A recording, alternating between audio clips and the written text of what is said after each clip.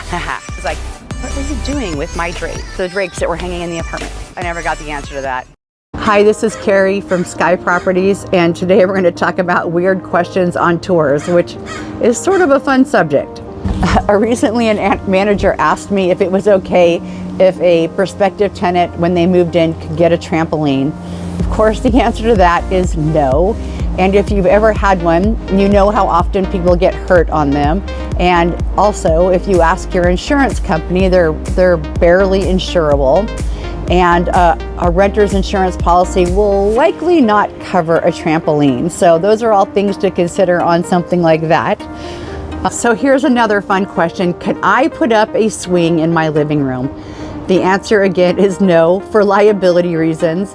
But also, a lot of tenants don't think about this, but sometimes things are not, when a beam above is not made for a certain weight limit, they could cause a lot of damage. So I would really caution about giving in to letting someone put in anything that has to bear a lot of weight, because it could be a construction issue.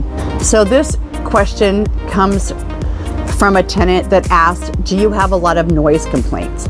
I would say you need to be kind of honest with them about the noise level, and also realistic expectations. That's one of the things that we're actually writing into our lease right now, is that tenants that move into an apartment building have to understand that they're sharing 4 walls. People need to understand that apartment buildings are going to have more noise than a house. You might get someone that's moving in with, who knows, let's just say, for example, a 5-year-old child, and they want to know if there's other families in the building. You actually can't answer that question. You really need to avoid that.